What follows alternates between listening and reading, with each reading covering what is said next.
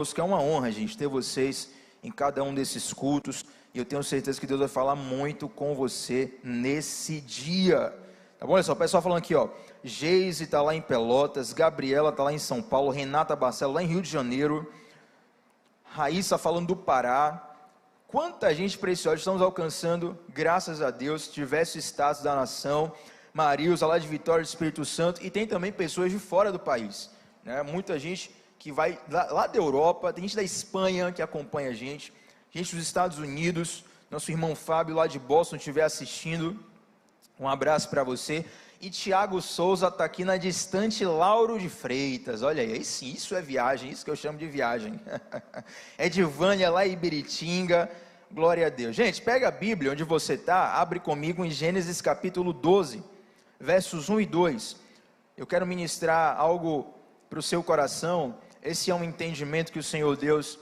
colocou sobre minha vida há alguns anos atrás, e foi assim revolucionário para mim, não é algo apenas bonito de se perceber e aprender, mas é algo que realmente faz a diferença para a minha vida. Eu quero compartilhar também com vocês alguns ensinamentos de Gênesis capítulo 12, versículos 1 e 2, tá bom? Toma nota de tudo que nós vamos falar. Se você sente que tem uma frase que marcou você, seja uma frase que eu falei ou algo que simplesmente você entendeu da mensagem, comenta no chat, vem interagindo conosco, toma nota também em algum caderno, em algum papel na sua casa. Eu tenho certeza que se você fizer isso e revisitar depois essa palavra, você vai ser profundamente abençoado. Eu pedi só para alguém pegar um copinho de água para mim, para molhar a boca durante a pregação.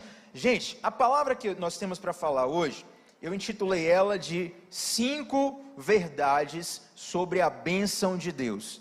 5 verdades sobre a bênção de Deus. E você entender isso aqui vai ser extremamente revolucionário para a sua vida. Eu quero que você perceba como isso é mais profundo do que ele parece inicialmente. Diz assim a palavra do Senhor, Gênesis 12, versículos 1 e 2. Então o Senhor disse a Abrão: saia da sua terra, do meio dos seus parentes, da casa do seu pai, e vá para a terra que eu lhe mostrarei. E farei de você um grande povo, e o abençoarei. Tornarei famoso o seu nome, e você será uma bênção. Senhor, nós te damos graças pelos dízimos, ofertas que foram derramadas no seu altar. Te pedimos, Deus, a tua bênção para a nossa família. Te pedimos, Deus, a tua direção e a tua graça sobre todos aqueles que, com alegria, depositaram uma oferta nesse ministério. Senhor Deus, eu quero te pedir nesse momento da palavra que o Senhor abra os nossos corações. Que o Senhor nos dê um espírito sensível e disponível para o seu aprendizado nessa noite. Pai, que nós nunca percamos a expectativa de que o Senhor pode plantar algo eterno em nossos corações a qualquer momento. Que em nome de Jesus, aonde essa transmissão chegar, aonde as ondas audiovisuais chegarem, a tua presença chegue antes, a tua unção chegue antes, e despedace todo jugo, quebre aquilo que tem que ser quebrado em nós, plante aquilo que tem que ser plantado em nós. Nesse momento nós disponibilizamos todo o nosso foco, toda a nossa atenção para o que a sua palavra tem a nos ensinar, e já te agradecemos pelo que o Senhor fará nessa noite em nossas vidas, em nome de Jesus.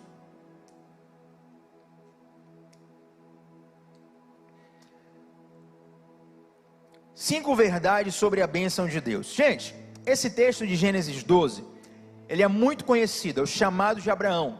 Abraão, pai da fé. Abraão, um dos homens mais conhecidos de toda a escritura bíblica. Abraão, para os judeus, inclusive, muito mais respeitado do que Jesus, na maioria dos judeus, já que a grande maioria dos judeus não são messiânicos. A referência cultural, histórica e espiritual de Abraão é profunda. Mas o chamado de Abraão e esses 2 versículos bem rápidos, eles guardam ensinamentos muito preciosos para nós. A primeira coisa que fica muito nítida e que mexe muito com os nossos corações quando nós lemos essa palavra, é o fato de que Deus não chama Abraão apenas para ter uma bênção. Ele também chama Abraão para ser uma bênção. Um dos maiores danos na dinâmica da pregação da palavra no Ocidente, principalmente em nosso país, é que por algum motivo, seria que daqui daria outra pregação, não vou entrar nisso, mas por alguns motivos, as pessoas têm sido muito atraídas para a igreja, atrás de bênçãos do Senhor. É claro, eu concordo que Deus, Ele utiliza iscas para nos atrair até Ele. Grande parte das pessoas que chegam numa igreja, elas chegam em momentos difíceis. Elas perderam um parente, elas estão em crise no casamento, elas estão em dificuldades financeiras. Normalmente as crises te atraem para a busca de Deus. Mas, em alguma medida, não é difícil explicar isso, também não é difícil perceber isso. Muitas pessoas são atraídas para a casa do Senhor em busca do que Deus pode dar. E sim, Deus pode te dar muitas coisas, e te garanto, Deus vai te dar muitas coisas. Eu posso até ir mais longe e dizer que tudo que você recebe, nada disso é merecido. Você recebeu muitas coisas de graça e pela graça, e tudo que você receber é através do Filho Jesus. Mas, muito mais importante do que você receber uma bênção, é você se tornar uma bênção. Perceba que o versículo 2 de Gênesis 12, olha o que Deus fala: farei de você um grande povo e o abençoarei. Então não estou pregando aqui uma divisão, ou é uma coisa ou é outra, não, eu estou chamando a sua atenção para algo que você provavelmente não percebe na sua dinâmica de vida cristã. Sim, Deus vai te abençoar, farei de você um grande povo e o abençoarei, mas o versículo 2 termina com Deus dizendo: eu farei de você uma grande bênção. Então a primeira coisa que nós entendemos nessa noite é que você não foi chamado apenas para ter uma bênção, mas você foi chamado para ser uma bênção. É muito interessante que muitas pessoas, quando elas vão para a igreja, elas passam a se relacionar com Deus, a oração delas nos trazem uma revelação muito clara de como a dinâmica do relacionamento delas com Deus acontece. Uma oração de alguém revela muito de como essa pessoa enxerga Deus. E se você for perceber, a grande maioria das nossas orações, elas se parecem muito mais com listas de compras. A gente separa uma lista de pedidos, se ajoelha e começa: Senhor, eu quero isso, eu quero aquilo outro, e e faz diversos pedidos a Deus. Em nome de Jesus, amém. Se levanta e pensa: ufa, orei, já não estou mais em dívida com Deus. Mas na verdade, queridos, embora isso não seja proibido, embora eu não quero inibir o seu relacionamento de confiança em um pai que sim, vai prover e vai te abençoar materialmente, eu quero te trazer para o segundo ensinamento dessa noite. Mais do que buscar as mãos de Deus, você precisa buscar a mente de Deus e o coração de Deus. Tiago, o que é que você quer dizer com isso? Muitos de nós temos um relacionamento com Deus baseado apenas numa provisão material. Embora a digitalização tenha trazido novas dinâmicas para a nossa vida, se você retornar ali 10, 15 anos atrás, onde não existiam, ou pelo menos não eram famosos os bancos digitais, os aplicativos de celular, você ia lá no banco, presencialmente, no caixa eletrônico, e sacava o valor que você precisava. Muitas vezes a nossa relação com Deus é a relação que a gente tem com o caixa eletrônico. A gente só vai quando está precisando de um dinheiro. A gente só vai quando está precisando de uma provisão. A gente só vai quando está precisando de algo que a gente deu falta. Então a gente digita a senha do caixa eletrônico, coloca o cartão, e muitas vezes essa senha é, por exemplo, fazer um jejum para conquistar algo, fazer uma campanha de oração para conquistar algo. Nós estamos, gente, tentando convencer Deus através dos nossos sacrifícios, mas não devemos ser assim. Eu quero te garantir e confiar o seu coração. Deus, Ele tem um desejo muito grande de te abençoar. abençoar, e Ele se alegra muito em te abençoar. Porém, mais do que buscar as mãos de Deus, você precisa buscar a mente de Deus e o coração de Deus. Buscar a mente e o coração de Deus diz respeito a você ter um alinhamento com quem Deus é, diz respeito a você se tornar parecido com Deus. Não à toa, Deus Pai envia Jesus, o Filho, porque nós, quando olhamos para Jesus, segundo Hebreus capítulo 2, nós temos a expressão exata de quem Deus é. Eu tenho certeza que você não tem uma foto de Deus, você não tem uma selfie de Deus, você não tem um bumerangue de Deus. Talvez você nunca viu Deus com seus olhos carnais, e você se pergunte como é Deus. E quando nós olhamos para Jesus, quando nós olhamos para a personalidade de Jesus, quando nós olhamos para o caráter de Jesus, nós literalmente estamos percebendo a expressão exata de quem Deus é. Então, quando nós estamos buscando a mente e o coração de Deus, nós temos essa busca através do Filho Jesus, e mergulhando em Jesus, Jesus mergulha em nós, e nós nos tornamos parecidos com Ele, e nós nos tornamos alinhados com o coração de Deus. Esse mesmo Deus que chama Abraão em Gênesis 12, em Gênesis 17, ele vai sinalizar algo que eu demorei muito tempo para entender.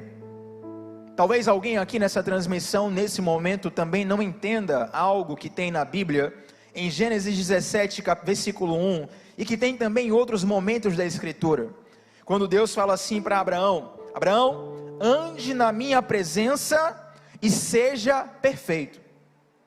Quando eu olhava para esse texto e para outros desígnios de Deus no Velho Testamento, dizendo seja perfeito, eu pensava, Deus está pedindo algo que é injusto, Deus está pedindo algo que Ele sabe que a gente não vai conseguir. E por que eu pensava isso? Porque muitas vezes a nossa percepção de perfeição é a ausência de falha. Vamos aqui para 2 ensinamentos nesse momento. Quando nesse versículo específico Deus está falando: Abraão, ande na minha presença e seja perfeito. Perfeição aqui, queridos, está associado com integridade. Ande na minha presença e siga os meus mandamentos, seja íntegro, não se desvie desse caminho. Deus não está cobrando que Abraão não tenha falhas, até porque isso seria impossível. Todos falham, e inclusive tem falhas de Abraão registradas no texto bíblico, registradas na história dele. Mas Deus não está pedindo que a gente acerte tudo o tempo todo. Deus está dizendo: ande na minha presença, e segundo o ensinamento sobre isso, perfeição na concepção judaica não diz respeito a uma ausência de falhas. Perfeição diz respeito a você alcançar um propósito para o qual Deus designou.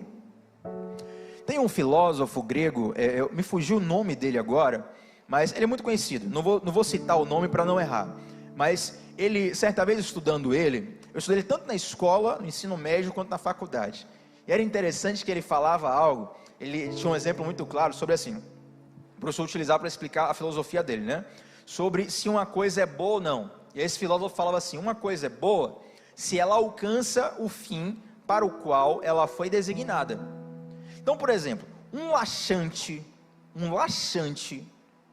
se ele te faz colocar para fora o que você tem que colocar no seu intestino, esse laxante, ele é bom ou ruim? Depende. Qual é o objetivo desse laxante? Se você produz um laxante, você produz um remédio que deveria abrir o seu ventre, ele não abre, então esse laxante é ruim. E esse filósofo falaria: qual é o propósito desse laxante? Se ele alcança o propósito, então ele é bom. Queridos, perfeição tem a ver com nós alcançarmos o propósito para o qual Deus nos designou. Tchau, que exemplo terrível. São esses exemplos que ficam na sua mente, querido. Mas certa vez orando ao Senhor e pedindo uma direção a Deus sobre: Senhor, me mostra na prática, me dá um exemplo claro de como esse versículo pode ser verificável em minha vida. E literalmente em oração, Deus me trouxe um exemplo que para mim, para minha realidade, foi muito claro, porque eu sou apaixonado por esportes. E mesmo que você não seja apaixonado por esportes, você vai entender isso aqui. Eu quero testemunhar o que Deus falou no meu coração. Eu orando a Deus e pedindo uma clareza ao Senhor sobre o que significava essa coisa de ser perfeito, de alcançar um propósito. E Deus falou comigo o seguinte: Tiago, imagina que a seleção brasileira vai para a Copa do Mundo, e a seleção brasileira ganha a Copa do Mundo. É o campeonato de futebol mais conhecido que existe, no esporte mais conhecido que existe, num país que é tão apaixonado quanto nenhum outro sobre o futebol. Então o país para quando tem Copa do Mundo. Mesmo aquelas pessoas que não gostam ou que não entendem de futebol, elas são levadas a torcer para que o Brasil vença essa competição. Mas mesmo que o Brasil ou que qualquer seleção do mundo ganhe a Copa do Mundo ou qualquer outra competição, esse time, ele errou passes, esse time chutou para fora, esse time errou dribles, esse time provavelmente tomou gols, esse time teve erros táticos, teve erros físicos, teve erros estratégicos, mas ele alcançou o propósito. Eu não quero trazer um peso sobre a sua vida acerca de você não poder errar em nada. O que eu quero te dizer é que o Senhor está dizendo para você nessa noite: ande na presença de Deus e você vai alcançar o propósito para o qual o Senhor te designou. É uma consequência natural, não é apenas um mandamento, é uma consequência. Quando você anda na presença de Deus, automaticamente você é perfeito. Isso não diz respeito a você não errar nunca, isso diz respeito a você alcançar o ponto para o qual o Senhor te destinou quando Ele te criou. Então nós precisamos, para isso, buscar não apenas as mãos de Deus. Se você passa a sua caminhada inteira, queridos, na igreja, só clamando por bênçãos materiais, bênçãos materiais, bênçãos materiais, bênçãos materiais, você desperdiça algo que é muito mais precioso para você. Eu quero te transicionar nesse momento, para você entender que Deus tem algo muito mais profundo para te apresentar do que as mãos dele, é a mente e o coração do Senhor. A terceira coisa que nós aprendemos é que, ao invés de nós chamarmos Deus para os nossos projetos, nós precisamos embarcar nos projetos de Deus. Isso é muito factível na nossa cultura, porque, pelo menos aqui no Ocidente, nós temos uma cultura de motivacional, uma cultura de coach, uma cultura de preparação que é muito difundida. Mesmo uma pessoa que não é disciplinada, mesmo uma pessoa que não goste disso, ela está constantemente ouvindo isso nas redes sociais, ouvindo isso em todos os veículos de comunicação. Você precisa se preparar, você precisa se disciplinar, você precisa planejar. Isso é muito bom, a própria Bíblia nos recomenda nós nos planejarmos. Mas o que eu tenho visto na vida de muitos e que tem se tornado um laço, atenção, eu preciso mais e eu quero mais a sua reflexão do que o seu glória a Deus nesse momento. Nós estamos num culto exclusivamente online, mas se você estivesse aqui presencialmente, para mim seria muito mais valioso a sua atenção para o que eu vou falar do que o seu glória a Deus bem alto. Muitas pessoas estão com a sua vida completamente travadas. Por quê? Porque ao invés de chamar Deus, ao invés de entrar nos projetos de Deus, elas preferem chamar Deus para os seus projetos. Muitos de nós preparamos tudo o que nós queremos, criamos o nosso próprio roteiro particular, depois a gente apresenta a Deus e fala assim: Deus, dirige minha vida. E Deus está te dizendo nesse momento: eu não posso dirigir a sua vida submetido ao seu roteiro.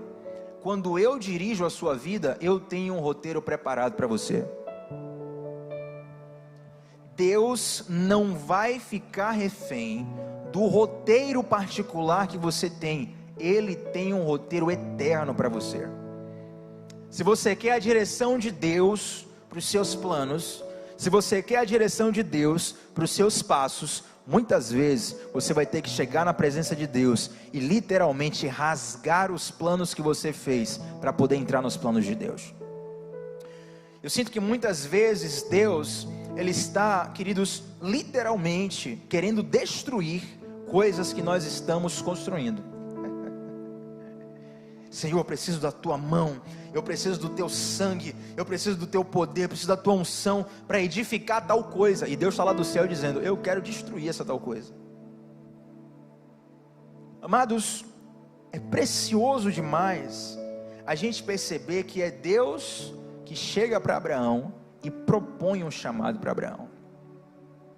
E quando Deus propõe um chamado para Abraão, Ele próprio dá um roteiro para Abraão. Abraão, sai da tua terra, sai da tua parentela, sai da casa dos seus pais e vai para a terra que eu te mostrarei. Deus te dá um chamado e Deus te dá um roteiro. Querido, ou você rasga alguns planos que você já sabe que Deus está querendo rasgar, ou você vai ficar com sua vida paralisada o tempo todo. Muitas vezes o que nós queremos não é uma direção de Deus, é um aval de Deus. Senhor, eu tenho minha direção, eu tenho o meu desejo, eu tenho o meu sentimento, eu só quero o seu aval. Não.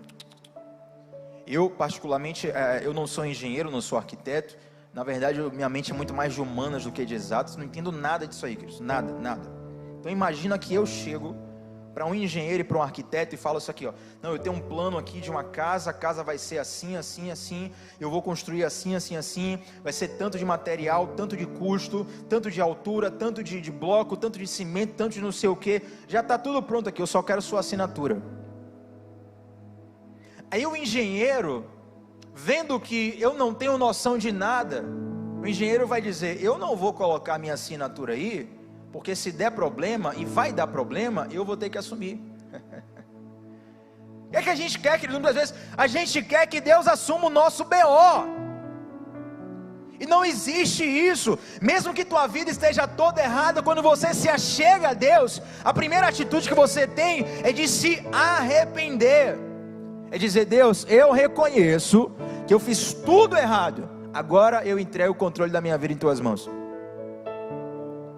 Queridos, mais do que o aval de Deus, nós precisamos da direção de Deus. Se você não entender isso, irmão, em nome de Jesus, deixa eu te dizer algo. Se você não entender isso, pode vir profeta te dar revelação, pode vir profeta rodar, falar em línguas, pode ter a maior conferência do mundo, pode ter um ministério de louvor tão abençoado quanto o que nós temos, pode ter culto online, pode ter canal, você pode ver anjo, você pode ver Deus. Você precisa entender que Deus quer te direcionar.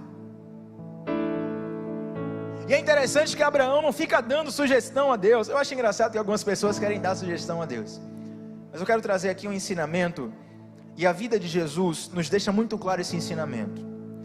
A oração do Getsemane, ela é um padrão para as nossas vidas.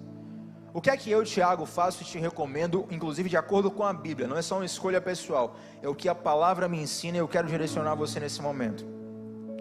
Quando eu estou orando, desejando algo, e eu não tenho ainda a certeza do que Deus quer, né?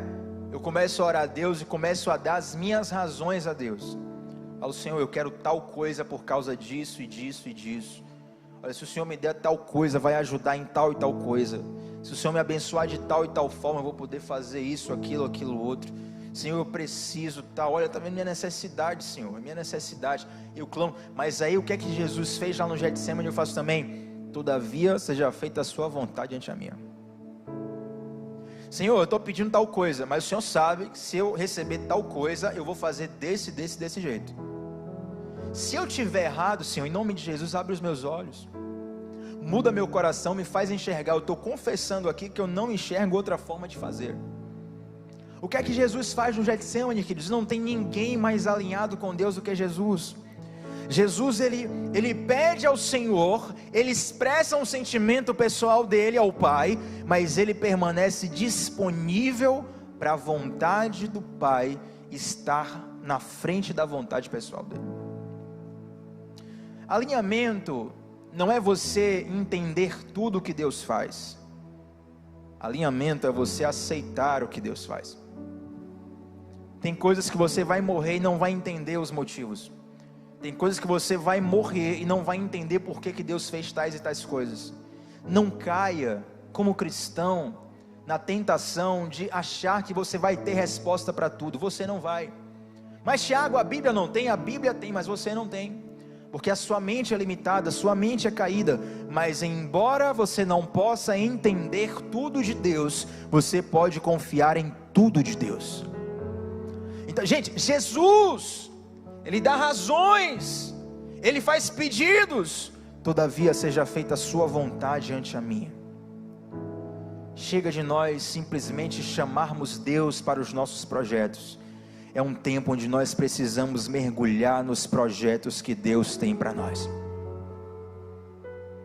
Tiago, a sua palavra está abrindo o meu coração, eu estou começando a pensar em algumas coisas aqui, o coração está fervendo, eu estou percebendo que eu negligenciei muitas coisas. Amado, talvez você vai ter que passar por alguns dias, por algumas semanas, por alguns meses, mergulhando em silêncio em Deus, até que Deus remova o entulho que está na sua mente. Eu tenho total consciência que não é no final dessa palavra, que não é no final desse culto, que tudo simplesmente vai ser transformado na sua vida, mas eu tenho certeza que se você está aprendendo dessa palavra, um gatilho já começou a virar, e você agora vai ter um processo de mudança na sua vida. Qual a primeira coisa que você faz? Deus vai remover o entulho do seu velho homem, o entulho da sua mentalidade, através de um processo de consagração.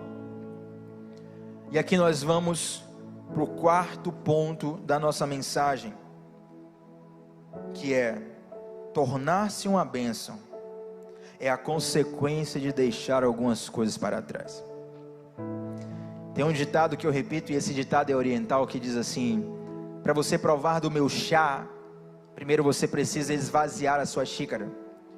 Imagina que você tem uma xícara cheia de chá, ou cheia de café, ou cheia de alguma coisa, e a sua xícara está cheia até o limite. Se alguém tentar colocar alguma coisa a mais, ela vai desperdiçar o líquido dela, e você vai desperdiçar o que está na xícara. Vai sujar tudo, você não vai beber, não vai aproveitar nada.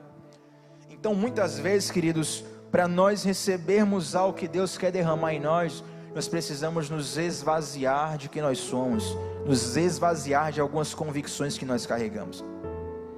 Perceba que o chamado de Deus para Abraão, ele é um chamado que envolve perda. Antes de Deus prometer as bênçãos, a coisa favorável, os benefícios, Deus dá uma ordem: saia da tua terra, saia da tua parentela e vá para a terra que eu te mostrarei. Amados, deixa eu te dizer algo. Existe pouca informação na Bíblia sobre o pai de Abraão. O pai de Abraão é Terá. Mas existe uma informação bem preciosa sobre o pai de Abraão, e ela está lá em Josué capítulo 24, no versículo 2. Eu vou ler aqui já direto para a gente passar por conta do tempo. Mas preste bem atenção no que está aqui, uma informação preciosa sobre o pai de Abraão. Josué capítulo 24, verso 2. Josué disse a todo o povo: assim diz o Senhor, Deus de Israel. Atenção!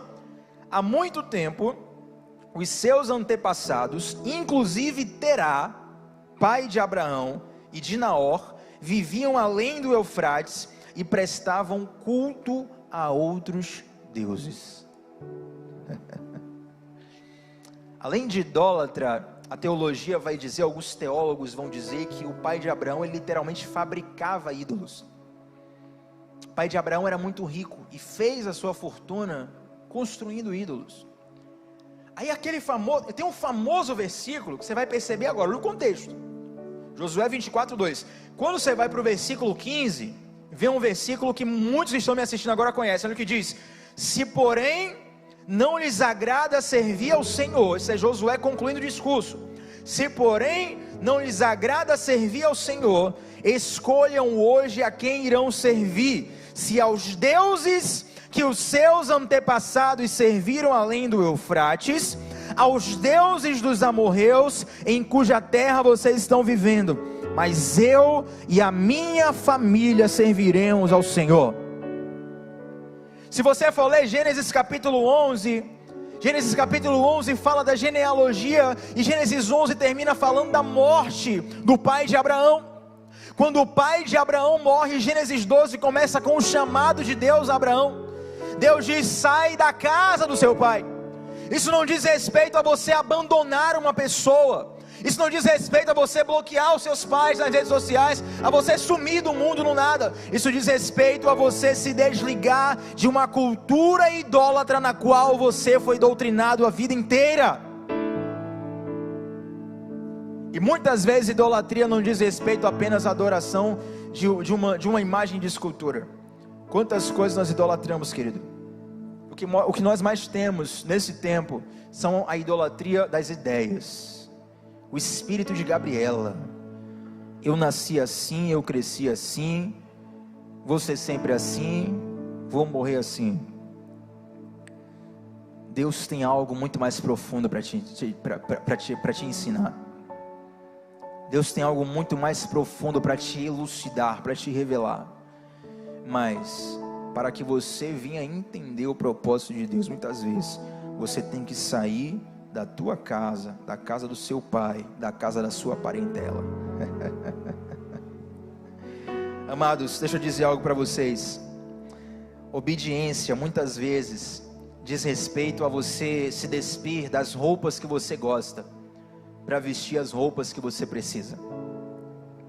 Eu não sou muito ligado nessa coisa de moda e tal. Eu não tenho, assim, a minha ideia de roupa é assim, eu não posso estar nu. Então você vê, eu boto uma camisa, uma calça, daqui um sapato. Quem presta atenção nas transmissões, o sapato aqui é o mesmo, irmão, toda a transmissão, muda um ou dois, eu não ligo muito para isso. Mas as pessoas que estudam isso, elas têm um conceito, porque o leigo, eu que sou leigo, o meu conceito é de roupa bonita e feia. Eu olho assim, bonito, não, feio, não, bonito, não, feio. Mas a pessoa que estuda isso, estilistas, especialistas em moda, eles vão dizer o seguinte: uma roupa boa é uma roupa adequada. Existem ocasiões que carecem de uma determinada vestimenta. Você não vai no casamento da mesma forma que você vai numa praia, pelo menos em regra. Se você for numa praia e lá tiver assim, proibido, ou por exemplo, se eu for numa praia de nudismo, e você chegar lá de biquíni, você vai estar inadequado. Mas se você chegar também com esse mesmo biquíni, porque tem roupa demais, você chegar com esse mesmo biquíni no shopping, você vai ser impedido de entrar, porque tem roupa de menos. Adequação. Você não veste a mesma roupa para dormir da roupa que você vai para uma cerimônia de formatura, uma reunião solene, porque roupa tem a ver com adequação. O que é obediência? É você se despir, muitas vezes, de uma roupa que você gosta, para você colocar uma roupa que você precisa. E obediência, meus irmãos, muitas vezes tem a ver com o desafio que nós carregamos de nos despirmos do velho homem, de nos despirmos da nossa vontade, de nos despirmos dos nossos desejos, para encarar a vontade de Deus. Eu poderia passar, na verdade, a noite inteira contando coisas, mas eu posso rapidamente aqui lembrar de diversas situações da minha vida, onde Deus me deu direções muito claras, e eu até falei com Deus assim: Senhor, me fortalece, porque isso aí que o Senhor está pedindo, eu não tenho coragem de fazer não. E eu fiz, e muito tempo depois, é que eu fui perceber, uau, a minha obediência me guardou. Como também eu posso lembrar de diversas situações, onde Deus me pediu decisões, onde Deus me deu direções, e eu não fiz, achando que estava abalando, e depois eu fui perceber como aquilo me estragou. Sabe uma coisa sobre roupa? Só que as mulheres vão entender mais do que os homens, mas é algo meio que inconsciente para todo mundo. Se você chega num lugar com a roupa inadequada, mulher tem muito isso, né? Chega num casamento, dizem, eu não sei, mas assim, dizem que as mulheres se vestem para as mulheres. Elas se vestem para o que as outras avaliam, enfim, eu não entendo muito disso, mas me perdoando. Mas as mulheres vão entender muito mais do que eu estou falando. Quando você chega, por exemplo, numa reunião solene, num casamento, numa reunião decisiva na sua empresa, e você está com a roupa inadequada, todo mundo começa a observar. Até o cara que não entende disso, ele começa a observar. Não é questão de ser diferente ou não ser, queridos, não tem nada a ver com isso. Estou falando de inadequação. Tiago, por que você está falando disso? Porque para o que Deus está te chamando, você vai precisar vestir as vestes que Deus está te dando. Para o que Deus está te chamando, você vai precisar vestir as vestes que Deus está te dando. Obediência tem muito mais a ver com a coragem que você tem de abrir mão das coisas que você já carrega. E muitas vezes, aquilo que você carrega já é muito benéfico para você. Abraão, ele era filho de um homem muito rico. Abraão, ele já era um homem estabelecido.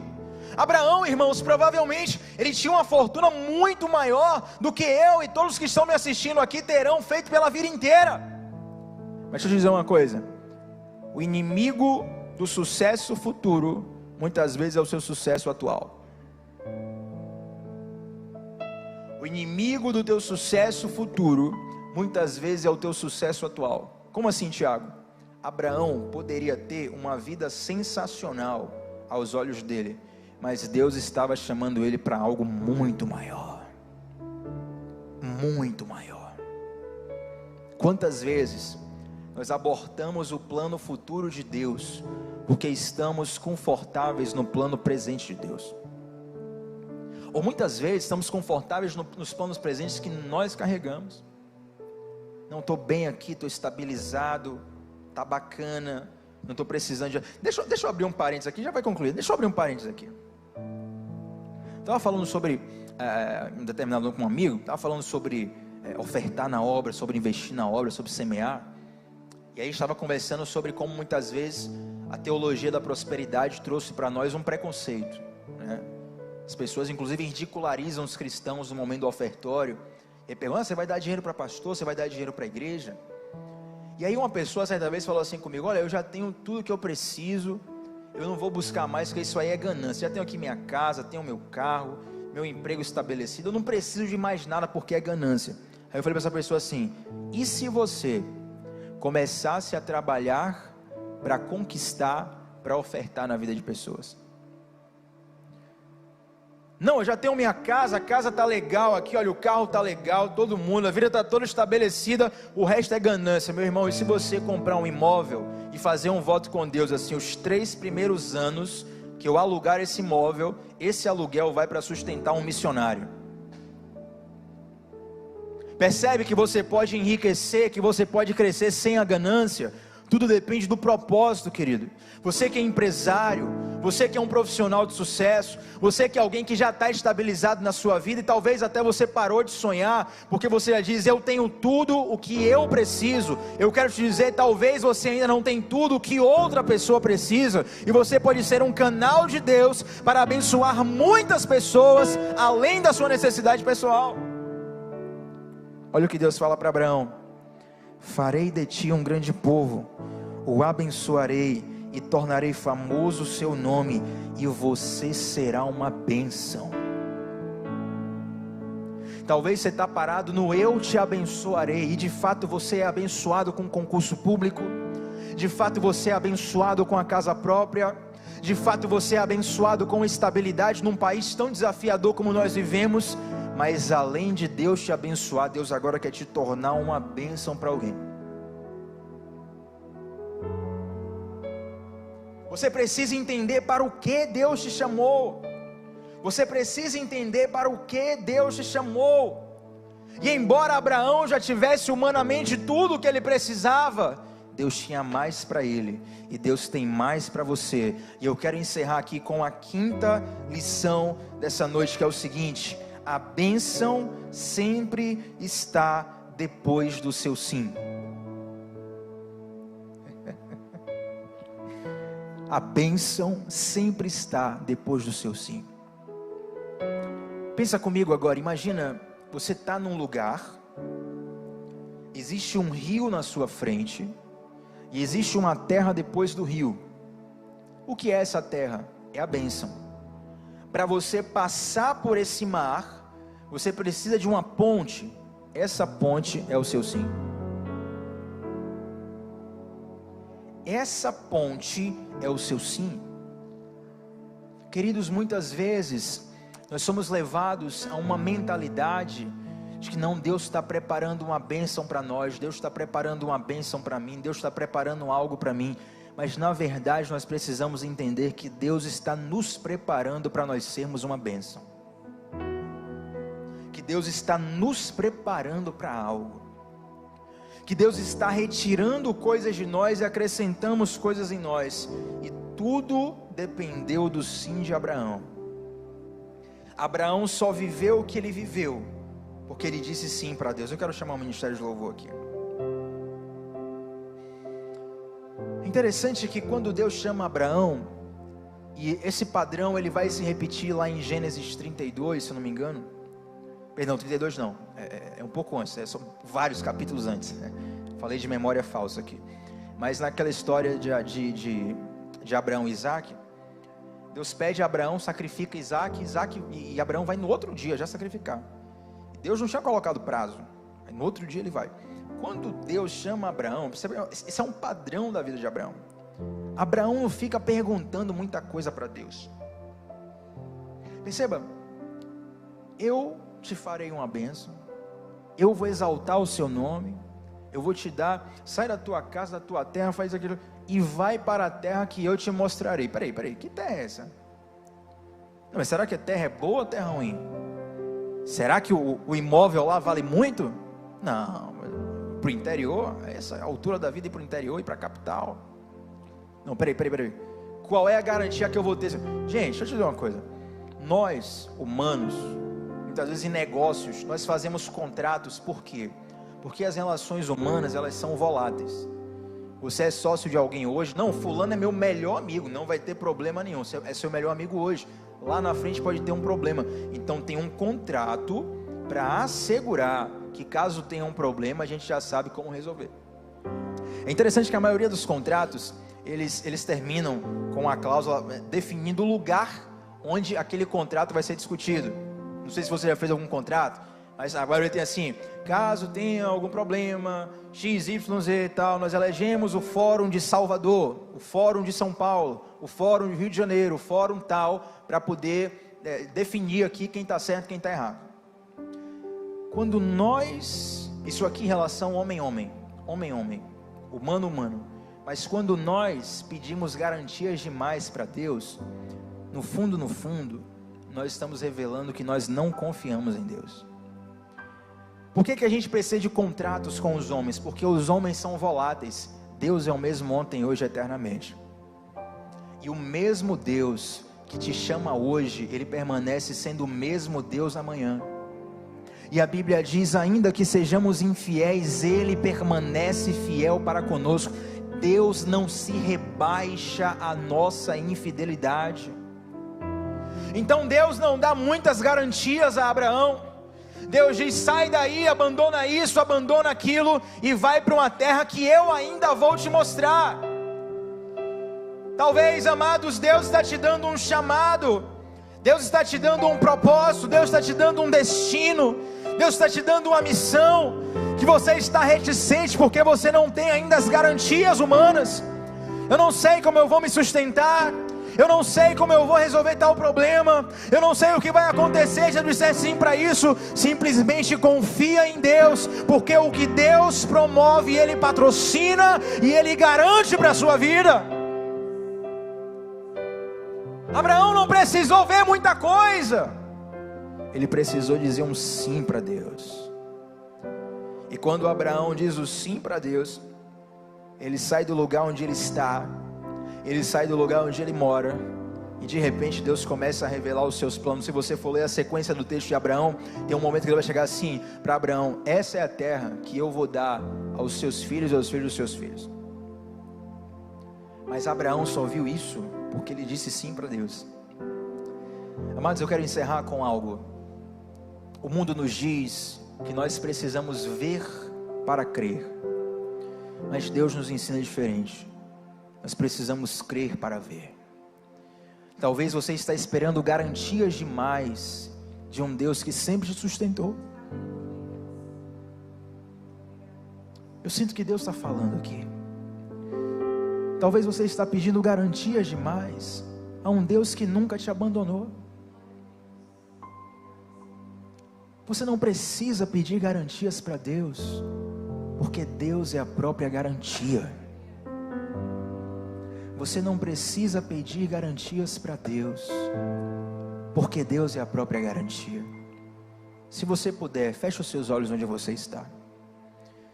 Caso você não possa, o fechar os olhos não tem nada de espiritual, queridos, mas é algo que aumenta o seu foco.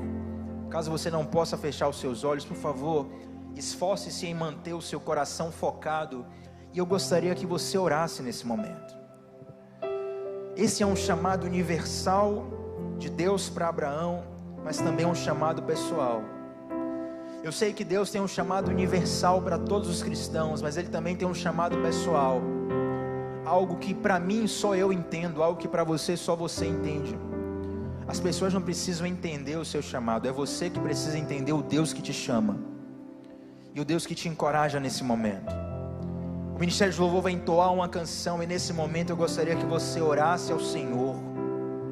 Eu gostaria que você batalhasse consigo mesmo, para você dizer um sim para Deus nesse momento. Esse sim que está engasgado na sua garganta há tanto tempo, diga isso para Deus agora. Nós vamos adorar a Deus com uma canção, e eu sei que Deus já está remexendo coisas em você, Deus já está transicionando coisas em você, Deus está traduzindo coisas em você, e eu sei que Ele vai completar a boa obra que Ele tem nessa noite. Ore nesse momento. Digno desta canção, só Tu és Senhor.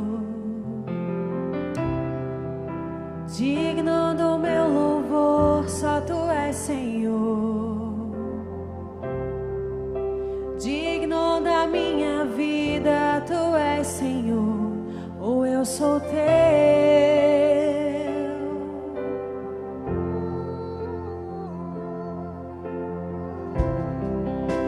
Nome que é sobre todos é o Teu Jesus, fonte da salvação, só Tu és Jesus. Digno da minha vida, Tu és Jesus, ou eu sou Teu.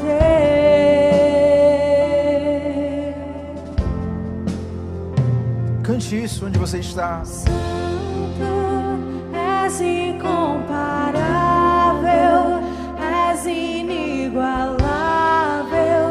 Abre os meus olhos, Senhor, mostra quem Tu és e enche o meu coração do amor que faz mudar o mundo. Diga: Santo, Santo, és incomparável. encoraja-nos, Deus. És inigualável. Encoraja-nos, Deus. Abre os meus olhos. Queremos dizer sim para Ti, Senhor, sim para Ti. Mostra quem Tu és e enche o meu coração do amor que faz mudar o mundo. Eu vou construir.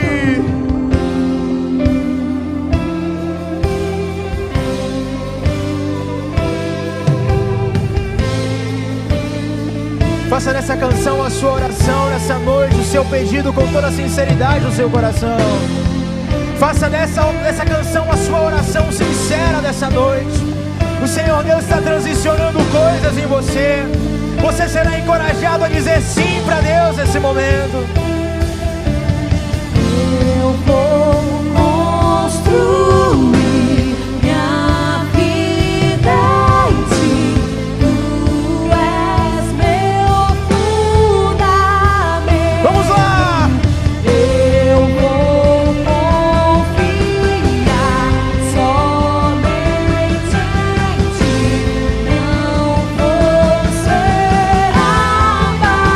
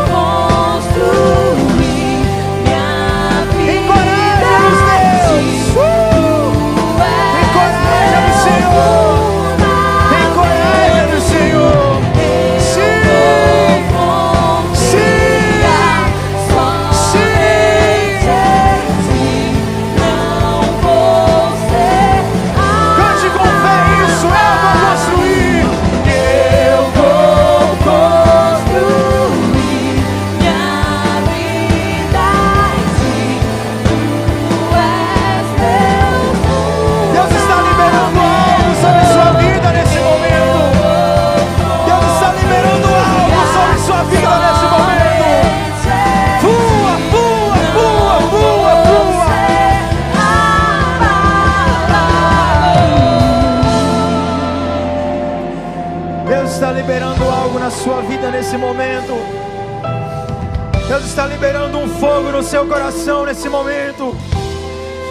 Deus está liberando um renovo na sua vida nesse momento. Ele não vai apenas te abençoar, Ele vai te tornar uma bênção.